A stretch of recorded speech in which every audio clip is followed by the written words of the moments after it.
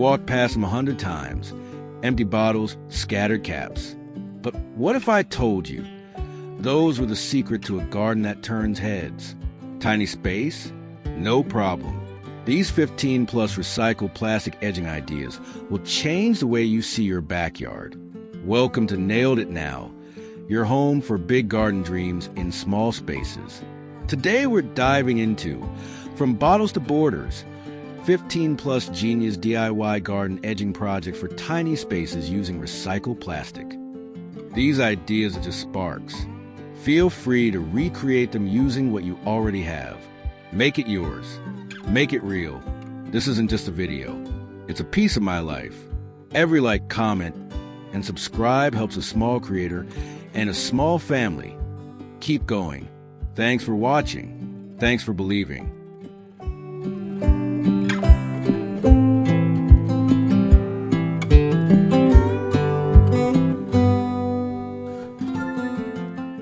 In the hush of twilight, when the last bees settle and the air softens with evening, something quiet begins to glow.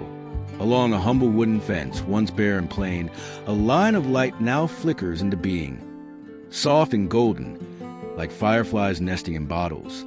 These aren't lanterns from a shop or polished designer pieces, but simple vessels reborn from what would have been discarded. Clear plastic bottles now cradling strands of fairy lights, each one catching the warmth of dusk.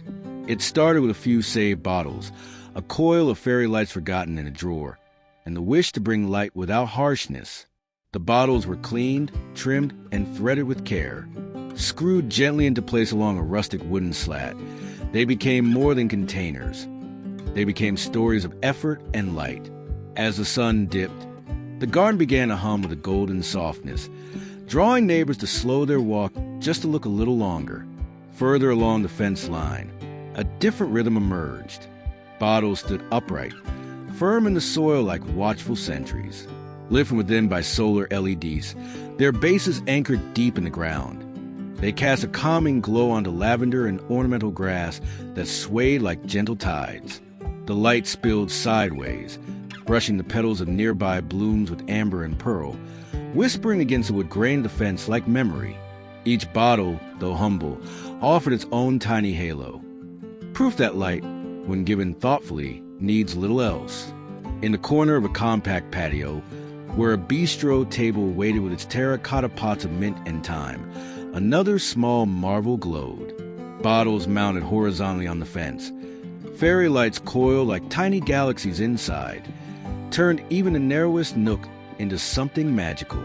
The textures of the plastic, faint scratches, little waves, caught the golden light and shimmered like hand-blown glass. A watering can lean nearby, forgotten for the moment, as if pausing in admiration. And there, beside the raised bed bursting with daisies and bright petunias, the ground told its own tale. Upside-down bottles, half buried like roots of glass, edged the garden with quiet fire. Lights nestled at their base, not bright but intentional, glowing just enough to guide the path. Old tools rested nearby, earth still clinging to their blades, reminders that beauty often begins with a little dirt under the nails. There's something deeply honest about these lights. They do not pretend to be grand. They do not seek perfection. But in their quiet glow, in the way they gather day's end and turn it into warmth, they offer a kind of welcome that can't be bought. Perhaps that's the secret, not brilliance, but care, not polish, but patience. The kind of light you build with your own hands and watch, night after night, as it blooms.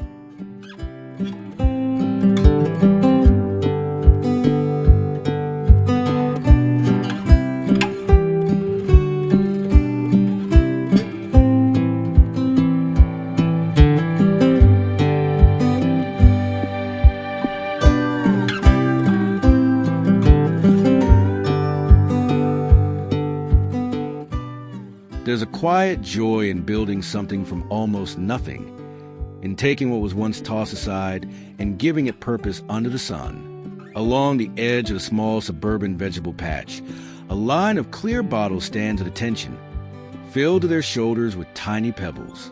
They form a barrier of sorts, a soft division between the tilled soil and the green lawn. not out of necessity, but from care. Each bottle catches a morning light just so, throwing a glint across the kale leaves and casting soft shadows beneath cherry tomatoes that blush with ripeness. In the early hush of day, the garden feels like its own little world. Beads of dew cling to lettuce heads, and when the breeze stirs, the whole patch rustles in gentle applause. The bottles, worn but clean, stand proudly, their imperfections telling of hands that chose to craft rather than consume. Not far from here, against a white picket fence, a different rhythm appears. Plastic bottles stacked 2 layers high, their shapes repeating like a child's building blocks, create a tidy zigzag wall for tiny succulents and thyme. It's a modest design, nothing flashy, but full of charm. A pair of blue and yellow gardening gloves lies in the grass nearby, as if a child has just stepped inside for lemonade, leaving behind the simple evidence of shared work. The bottles, slightly scuffed and dulled by sun and time, speak softly of reuse, of patience, a delight found in the act of arranging. And then, in a tucked-away corner where marigolds and nasturtiums bloom bright and generous, color begins to sing. The flower bed curves like a whispered smile, edged by bottles filled with layers of blue and green sand. Wait for function, color for beauty. Some of the blooms lean over, reaching toward the path, their orange and gold petals catching light like little flames. A watering can rest nearby, its spout crusted with yesterday's use. The earth below dotted with stray blades of grass and 1 or 2 determined weeds. It is not perfection that makes these borders special. It's the touch of the human hand, the decision to reuse, to craft, to see potential in the plain. It's the way these bricks of bottle and soil hold space for life to grow. Kale curling skyward, thyme spilling low, blossoms spilling joyfully across imaginary lines. Here, with nothing more than time, sun, and a bit of heart, a garden finds its shape. The bottles don't just frame the plants. They honor them. They mark the edge where care begins. And maybe, just maybe, that's all a garden really needs. A line drawn with kindness. A border built with love. A simple beginning, glowing with intention.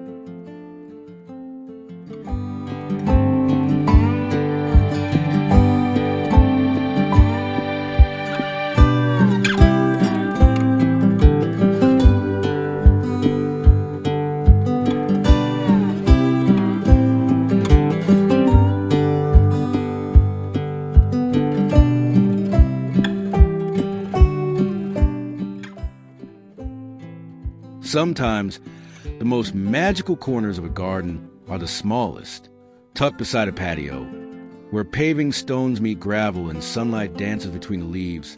A little spiral rises from the soil, not made of stone or brick, but from the simplest of things. Plastic bottles turn purposeful, cut and stacked, painted and packed with soil, forming a quiet swirl of green life. At first glance, it's a shape that draws you in, a gentle spiral, coiled like a snail or shell, leading the eye inward. Along its edges, the bottles stand like sentinels, each one filled with sand or earth, their bottoms rounded like pebbles, their sides catching bits of afternoon light. Some are painted earthy greens, browns, and deep sky blue, while others show faded labels in the honest wear of reuse. Together, they build something greater than themselves. Inside the spiral, herbs thrive in cozy tiers. At the very top, a terracotta pot bursts with chives, their slender stalks reaching upward like green fireworks. Below, mint and lemon balm spill over the bottle walls, their leaves brushing your fingers as you pass. The scent rises on warm air, fresh, sharp, and sweet, grounding you in the now. Off to one side, a patch of parsley and soft purple sage grows in perfect rhythm, encircled by bottle bricks that feel both playful and patient. You can see the marks of hand at work here, a garden trowel half buried. The moss creeping between paving stones, a dog bowl resting in the shade. Nothing is overly neat, and that is what makes it beautiful. Further out in the yard, another spiral stands a little taller, its bottles upright and filled firm with dark soil. Here grow basil, oregano, and thick-stemmed rosemary, sunlit and strong. The structure feels like a celebration, a small amphitheater herbs, its rows rising gently like the steps of a green temple. The ground around it is uneven, speckled with leaves and bits of gravel, but the spiral holds steady, embracing every imperfection like an old friend. This is not a garden of grandeur. It is a garden of intent, of using what you have, of making space for flavor, for scent, for life. The bottles may have once held water, soda, even vinegar. Now they hold purpose, and from their humble walls, healing herbs grow. All it takes is a patch of earth, a few bottles, and a bit of time. The spiral begins, one circle at a time, one bottle, one seed. And soon, like all good things, it becomes more than the sum of its parts, a living memory rooted in care.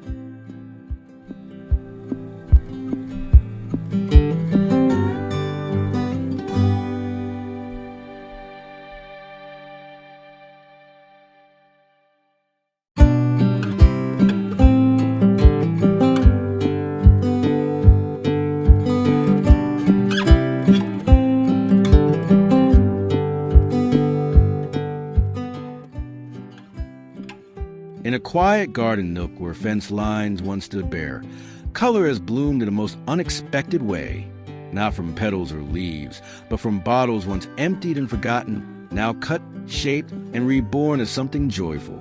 On the soft gray planks of a backyard fence, bright blossoms spin across the surface, like a child's sketch come to life. Red, yellow, blue, and green, each one crafted from a bottle's curved body, its cap proudly centered like the heart of a daisy. It's a small stretch of fence, low enough for little hands to reach, and you can almost hear the laughter that must have filled the air as the first flowers were placed.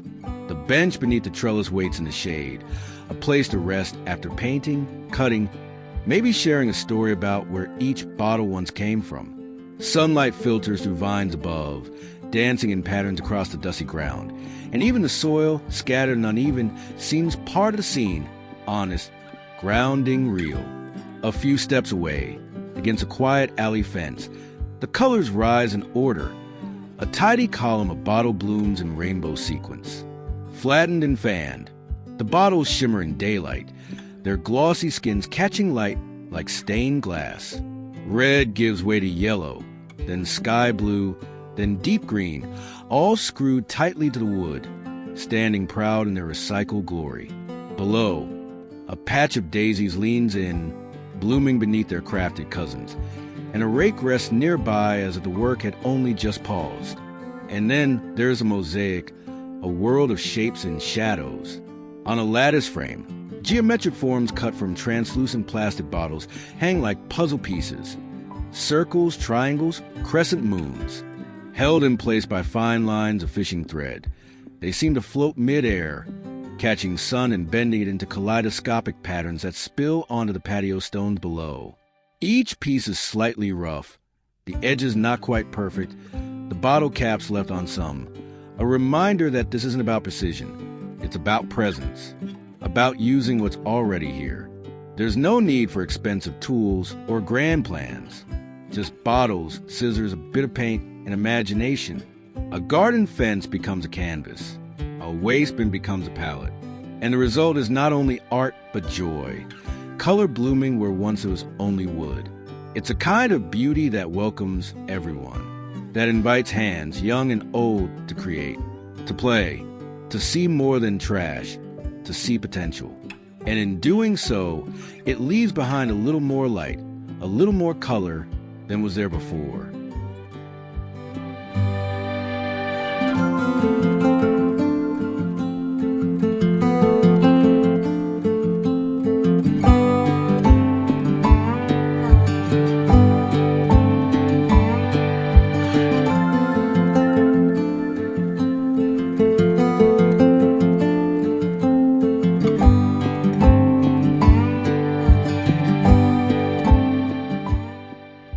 In the early light of morning, when dew still clings to petals and the soil is cool beneath the feet, a quiet garden begins to hum with color, not just from flowers, though there are many, but from the edges where once discarded bottles now hold their place with purpose. There, along the base of the zinnia bed bursting with purples, pinks, and the soft sway of cosmos, clear plastic bottles have been turned upside down, their round bases nestled deep into the soil. Some are fogged with old watermarks, others still with the faded traces of their labels, like badges of another life. But together, they form a scalloped ring that gently cradles the bloom within. A watering can leans nearby, dusted with earth, its presence as natural as the tangled stems it tends. There's no sign of perfection here, only intention, and that's what makes the space feel alive. A little further down the path, the green-tinted curve of another border catches the sun. Bottles filled with gravel, firm and weighty, mark the bend of flower path where chrysanthemums shout in shades of gold, ruby, and plum. Petunia spills softly at their feet, while fallen petals mingle with the mulch below. A single rubber boot rests on the path's edge, tipped slightly on its side, as if a small explorer left it behind in search of another wonder. Every bottle is a mark of care, dug in just enough, settled into the rhythm of the garden. Their green sides shimmer slightly in the sunlight, throwing back a soft glow that warms the soil and adds just a touch of enchantment. And then there's a narrow border by the fence, a different kind of reuse, equally lovely. Here, the bottoms of blue and clear bottles have been sliced clean and tucked into the soil like tiny cradles. For within them grow marigolds and alyssum, their roots visible through the transparent walls, like veins in glass. The cut edges are uneven, a little sharp here and there, but held together with earth and intention. The plants don't seem to mind. They stretch skyward with quiet confidence. It is easy to overlook a border, to think of it as only something to separate. But here, bottle by bottle, that edge becomes a celebration, a way to frame the life within, to turn waste into welcome. You don't need perfection, just a few old bottles, a bit of time, and the patience to let beauty grow where it wasn't before. The flowers know, the garden remembers, and every edge tells a story worth stepping closer to.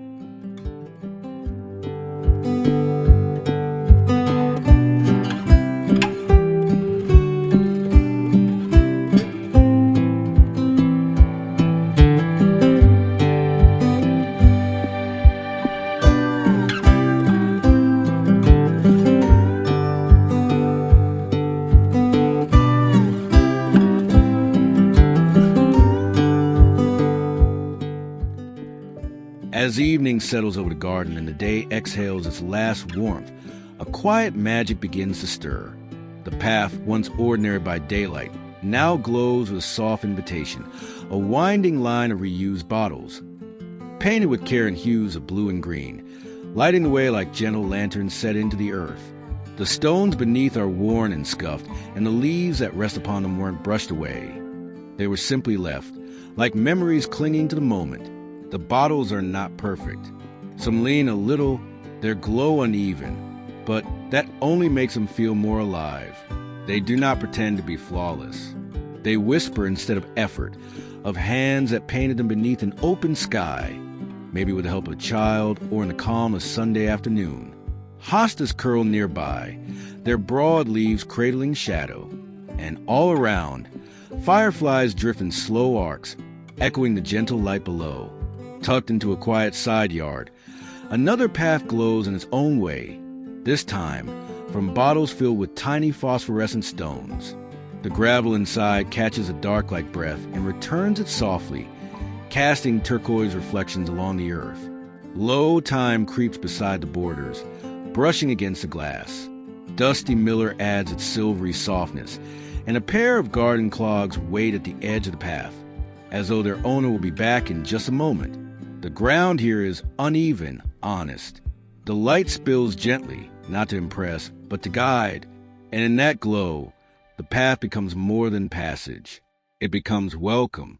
And then, closer to a patio, the glow deepens. Bottles dipped in paint, blue, green, and pale white, stand upright along the curve of the walkway, capped and set firm in soil and stone. Their shapes reflect not only light, but the labor of love that placed them there. A wooden bench nearby waits under the watch of a small lantern, and flower petals, scattered like blessings, catch the glow beneath. There is no electricity humming here. No wires, no switches. Just light captured by paint and gravel, by reuse and imagination. A path built not only with things, but with thought. It's a quiet reminder. Even in the dark, we can create light. Even from the simplest bottle, we can shape beauty. A little paint, a little time, and a wish to make the night feel kind. That's all it takes.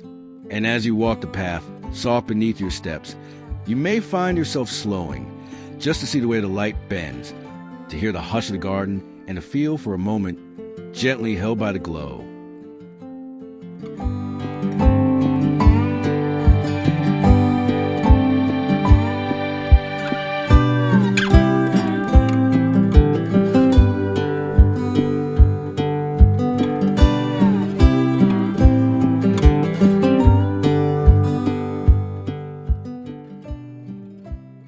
There's something soothing about the way a breeze moves through a handmade curtain. How it lifts and sways, how light filters through the smallest things and changes the feel of the place entirely. In a quiet corner of a small patio, where cracked concrete gives way to ferns and folding chairs, a curtain of repurposed bottles now hangs like a soft sigh. Clear and frosted rings, cut from used plastic, are threaded on fishing line and suspended from a simple wooden beam. The sun glances through them in fragments, scattering dappled light onto the soil and shadows below. It's a space that hums with stillness, not empty, but full of quiet intention. Off to one side, nestled between the walls of two close buildings, another screen brings a softer kind of joy. Here, bottles have been trimmed and painted in pastel hues, pink, blue, green, and cut into playful flower shapes. They hang in neat vertical strands, swaying like a mobile garden that blooms without soil. A wind chime tinkles beside them, barely louder than the rustle of ivy trailing down from a nearby trellis. The brick underfoot is worn and uneven, and a watering hose loops lazily near a planter, as if someone had stepped away for just a moment mid-thought. What these curtains share is not perfection, but peace. Each plastic ring, each bottle base, speaks of reuse, of giving form and beauty to what would otherwise be waste. And in a world that too often overlooks the small, these pieces make something lovely out of the overlooked. In another shaded patio corner, the curtain shifts again, this time made from the bottoms of bottles, shaped into translucent cups. They hang in loose, irregular column from rope that has seen seasons. The wood they fall from is sun-aged, slightly splintered but strong. A vertical garden grows behind it, the curtain gently marking space without closing it off. It sways when the wind rises, not with noise, but with motion, like breath, like quiet. These bottle curtains don't ask much. Just a few hours, a bit of string, and a handful of bottles one set aside. But what they offer is lasting. Privacy without weight, softness without cost, color and light made from care. And maybe that's the beauty of them. In places too small for walls or hedges, where a screen might feel like too much, these bottle curtains draw the line with grace. They say, this is your space. And they do it with just enough sway, just enough sparkle to make you want to sit down and stay a while.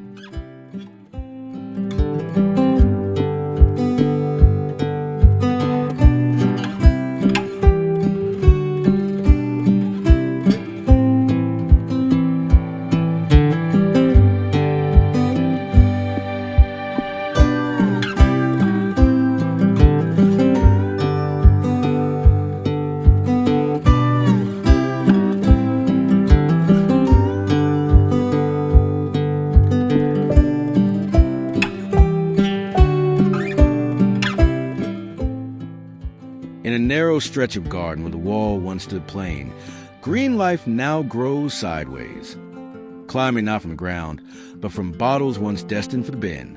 Along a weathered wooden fence, rows of old soda bottles have found new purpose, trimmed neatly across the top, filled with soil, and screwed into place like tiny cradles for salad greens. Lettuce spills over the edges, baby spinach unfurls in morning light, and a pair of gardening gloves hang from a rusted nail nearby, still damp from the last round of misting. Each bottle holds a little more than just plants. They hold effort, intention, the kind of care that wakes up early, gets dirt under the nails, and finds satisfaction in watching something small grow a little bigger each day. Just down the fence line, another rhythm emerges, this time with bottles hanging upright by bits of wire and garden twine. Some have been painted in earthy tones, their colors faded and streaked from water and weather. Others remain clear, their roots and dark soil visible through the plastic. Basil stretches outward with its glossy leaves. Rosemary rises tall and firm, and cilantro spills in gentle green waves. At the base of the fence, a cat has made a bed of the soft dirt, eyes closed to the sun, perfectly content in the shade of herbs. Ivy curls around the corners of the space, softening the edges with slow determination. There is no need for symmetry here, only the balance that comes from reuse and kindness. Elsewhere, along the white patio wall of a small backyard, another garden blooms. Rows of bottles, some green, some clear, dangle from old wire hangers and coarse twine. Each one is a little different. Some dented, others smudged with fingerprints and soil. But all are full of thyme marigolds and the first hopeful leaves of cherry tomatoes. A teal gardening stool sits nearby, its paint chipped and cheerful, holding a trowel and a stack of seed packets waiting their turn. This is not a garden from a catalog. It is better. It's real. It grows in crooked lines and uneven rows, from cracked plastic and leftover twine. And yet it thrives with flavor, with color, with life. You don't need a plot of land to start a garden. Just a wall, a few bottles, a bit of time, and a belief that even small things, when cared for, can rise toward the sun.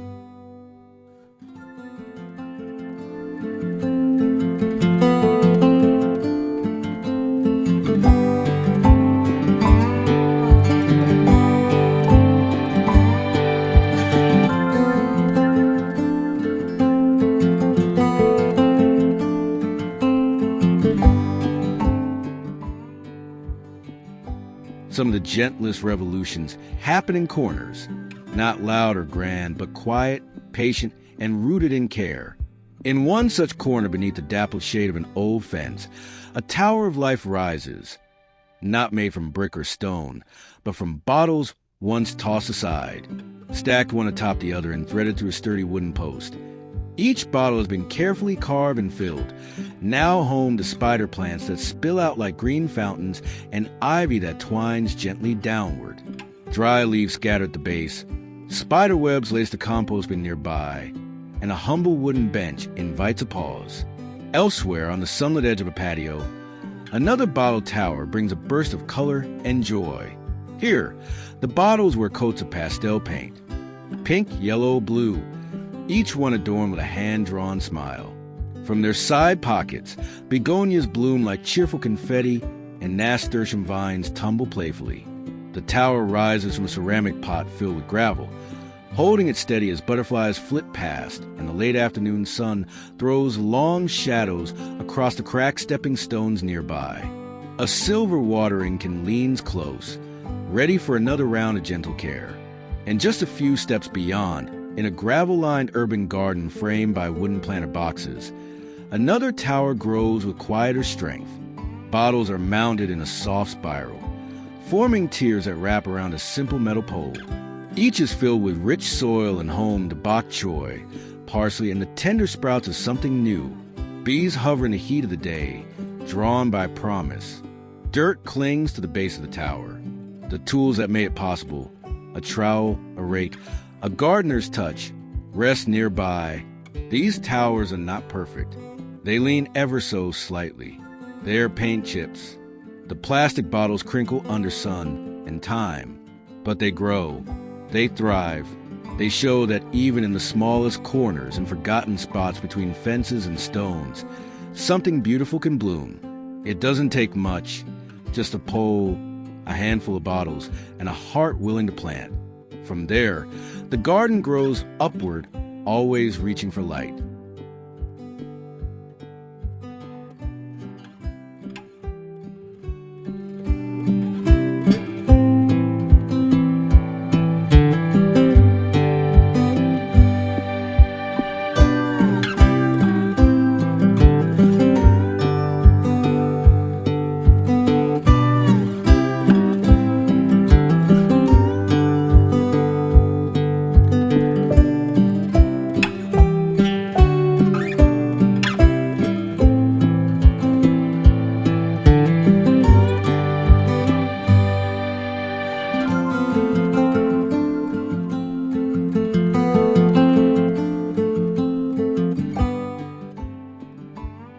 There's a kind of quiet magic in giving discarded things a second life, not polished or perfect, but radiant in their honesty. In a cozy backyard corner, the old wooden fence becomes more than just a boundary. It becomes a canvas. One section bursts with the joyful face of sunflower, its petals carved from sun-faded yellow bottles, its green stem pieced together from repurposed plastic. The brown center, dappled and uneven, speaks not of flaws, but of hands that tried and created something whole from fragments. Around it, real daisies stretch tall as if in gentle approval, while lemon balm brushes their leaves with a soft herbal breeze. A few steps away, where sunlight leans longer in the day, another mosaic takes shape, this time in circles. Neatly sliced bottle bottoms, polished only by time, are arranged in a mosaic that mimics glass. Sky blue, sea green, clear, and amber, all fitted into a wooden panel that rests above a garden bench. A watering can waits nearby, its handle worn from years of use. Garden vines, quiet but persistent, curl around the fence corners, reaching toward this patchwork of light and color. Nothing here is staged. There are water stains on the board, a screw slightly rusted, and the kind of dust that only collects when something is truly lived outdoors. In the garden's shadier nook, a mosaic of waves rolls across a plywood corner. Unlike the neat circles or the bright sunflower, this one is raw, made from crumpled and cut bottle plastic, still bearing barcodes and brand names. They are arranged in sweeping motion, mimicking the rhythm of the sea. The blues are fractured yet flowing, and the whites crash into one another like foam. Below, ferns grow wild, and creeping jenny spills forward, their leaves catching flickers of light bouncing off the jagged plastic. A simple stool holds wire, scissors, and the tools that brought this ocean to life, reminders that art is within reach. Even if your canvas is just a bit of plywood, and your palette made from yesterday's recycling, these mosaics do more than decorate a wall.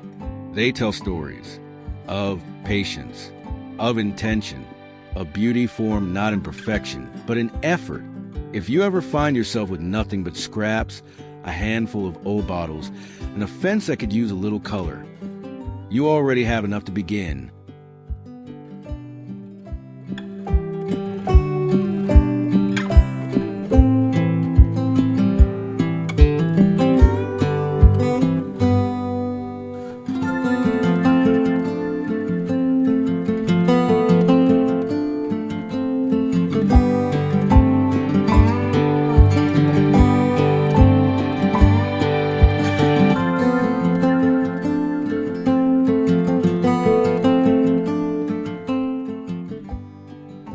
In the hush of an early garden morning, the world feels simpler. Soft light falls through the slats of a weathered fence, casting long diagonal shadows across a small vegetable bed where marigolds stretch their gold-tipped faces to the sun. Around them, deep green basil grows low and fragrant, and chard rises tall, its stems like stained glass windows. But it's the border that draws the eye, a ring of humble plastic bottles, turned upside down and sunk into the soil like glimmering sentinels. There's nothing fancy here. The bottles are scuffed. Some still wear faded labels. Others hold small stones to anchor them against the wind. A broken trowel leans into the dirt beside a handful of flowering marigolds, and the whole scene hums with real work and quiet triumph. The kind of DIY spirit born not of perfection, but of persistence. Nearby, in a second garden bed framed with sturdy cedar, tomato vines twist through makeshift cages while chives blossom in soft purple tufts. The border is the same, repurposed bottles in shades of green and clear, their bottoms forming a scalloped edge against the dark soil. Gardening gloves rest on the corner, dirt smudged and waiting. A watering can catches the sun. Each bottle, each plant, tells the same story of making do, of reusing what available, of letting function become a kind of beauty. In the back corner, a smaller plot wears its border like a necklace of translucent beads. The bottles circle close together, forming a tidy rim around tender lettuce and radish sprouts nestled under a straw mulch. A single red radish peeks out like a gemstone. Nearby, a child's boot print marks the dirt, and a green hose snakes lazily by, cracked but still useful. The sunlight dances on the bottle curves, catching every smudge and speck of soil. There's something deeply grounding about this kind of gardening. It doesn't require expensive supplies or flawless execution, just empty bottles, a good patch of dirt, and the willingness to try. These borders don't just hold in the soil.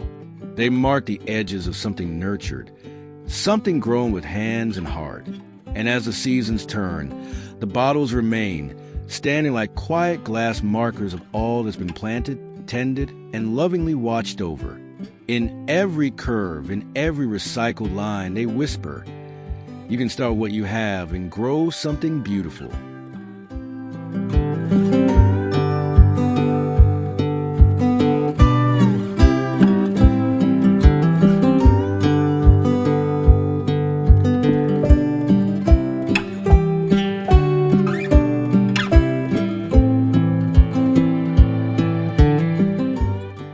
In a garden where creativity walks hand in hand with simplicity, the fence has become a gallery of joy, not of paintings or photographs, but of bottle totems, tall, cheerful spires made from what would have once been discarded.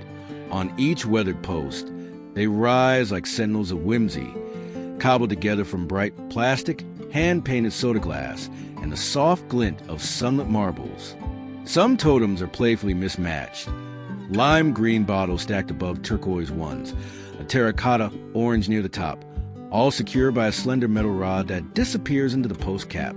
There's no order to their colors, but together they form a kind of harmony. Behind them, sunflower stalks stretch skyward, their golden heads nodding in approval. A wheelbarrow leans tiredly in the corner, and everything about the scene whispers of hands at work, busy but delighted. Just down the fence, the mood shifts slightly as dusk settles. There, clear bottles filled with blue and green marbles catch the low light like jars of captured water. A few of these bottle lanterns glow faintly from within, thanks to tiny solar lights tucked into their necks. The warm bulbs flicker softly, like fireflies caught in quiet conversation. The fence itself bears its age, chipped paint, rusted screws, and a kind of wear that tells a story. Below, mint has taken root and spread, wild and welcome. Farther along, the totems take on a more personal touch. Painted blossoms bloom across their curved surfaces, daisies and violets rendered in careful strokes. Garden-themed stencils peek from beneath the gloss of old soda logos. One post hosts a tiny wooden bird, perched like a watchful guest. Below, snapdragons stand tall beside Dusty Miller, lending their real blooms to echo the painted ones above. These totems do not shout. They don't require precision or fine tools. They ask only for time, a little paint, maybe a drill, and a belief that even a plastic bottle can be part of something beautiful. They remind us that fences need not divide. They can also lift and decorate, tell stories, hold light. And when evening arrives and the sun slips behind the trees, the garden feels somehow more alive for these centuries. Each one a playful monument to reuse, to imagination, to the quiet magic of making something by hand.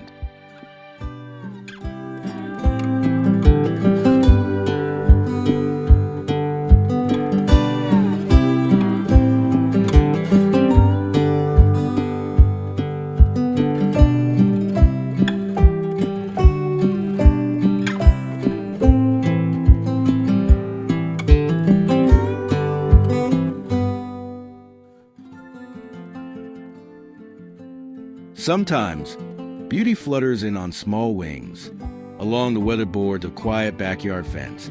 The morning light finds a string of bottlebird feeders swaying gently in the breeze. They're made from cast-off plastic, each one a different shape, hung lovingly with twine and softened by time. Inside, sunflower seeds and millet spill partway up the walls, catching the sun like little drifts of golden grain. Slim wooden sticks poke through bottles, offering perch and pause for every visitor. A sparrow hops from skewer to seed, tilting its head in that curious way only birds can.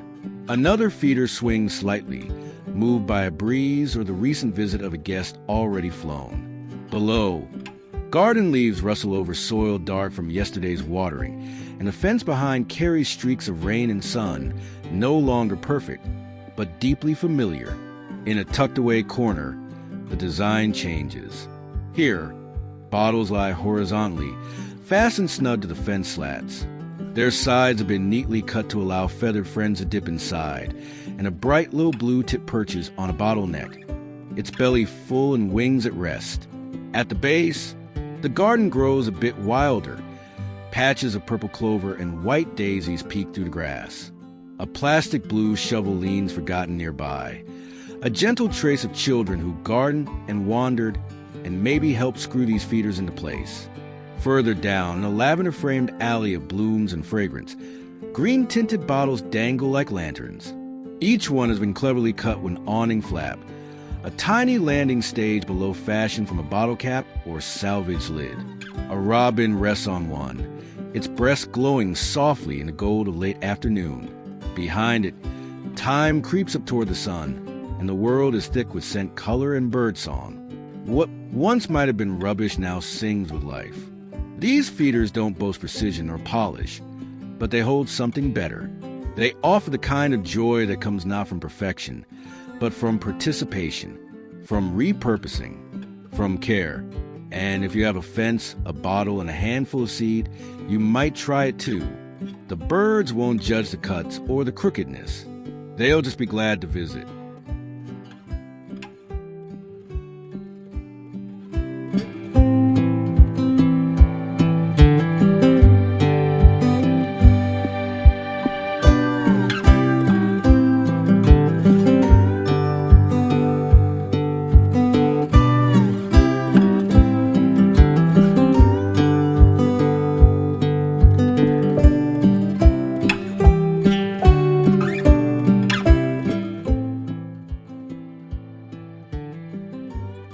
When the rain begins to whisper on the shingles, something magical stirs at the garden's edge. Tied gently beneath a humble patio gutter, a rain chain of pastel plastic cups sways in rhythm with the falling water. Painted by hand, soft lilac, seafoam blush, and robin's egg blue, each cup bottle catches a sky's gift, then pours it lovingly into the one below. The rain clinks softly against the plastic, a rhythm more soothing than any clock. At the chain's base, soil drinks deeply within a raised wooden planter, soaking in the blessing. Down another path, a different rhythm plays out. A column of clear bottle halves mount the base, linked tightly beneath the eave of a garden shed. The water threads its way through this cascade, slipping from one bottle to the next with quiet certainty. Below, mint and lemon balm spill from a ceramic pot, their leaves shivering with each gentle splash. This chain doesn't shout its cleverness. It simply works, calm, steady, and shaped by a pair of hands that looked at waste and saw potential. Near the edge of a raised herb bed, another homemade chain tells its own story. This one is rougher. Scraps of wire twisted through the bases of stack bottles, tethering them into a vertical stream. Water spirals down into a waiting bucket, then trickles into the soil. A basil plant leans toward the flow, heavy with droplets, its scent rising in the cool air. Nearby, a child's tiny boot rests on its side, forgotten in a rush indoors, an echo of little feet once stomping through puddles and pointing out worms. All around, the rain continues its quiet song. Puddles spread across brick. Leaves cling to the ground. There's no gloss here, no curated beauty, just a pure, working hard a garden and the quiet ingenuity of repurposed things. There's a certain joy in knowing your hands can build something useful and kind, that what once held soda or juice can now channel the sky itself. If you've ever listened to the rain and felt it speak to something in you, perhaps there's a place along your own roofline waiting for a chain like this. Colorful or clear, delicate or scrappy, but wholly your own. Let the rain come. Let it nourish what you grow.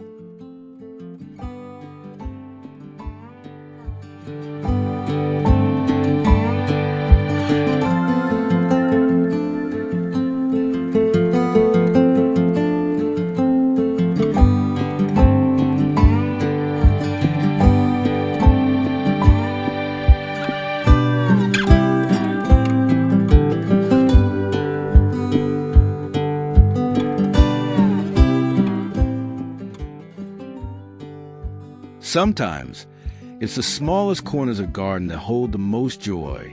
There's a square of lawn behind a brick wall, not much larger than a picnic blanket, but it's bordered by something quietly magical, a frame built entirely from humble bottle caps. Red, blue, green, orange, and white. They line the edges like candy-colored buttons, each one pressed firmly into its place, telling its own story of where it once belonged. Faded logos peek out beside glossy new caps, and the entire border hums with the warmth of hands that cared enough to arrange them with intention. In one spot, the caps are glued to long cement bricks laid neatly to trace the garden's curve. A weathered sign pokes up, "Garden." It reads in a childlike scrawl, planted beside a crooked piece of driftwood. Nothing about it is perfect.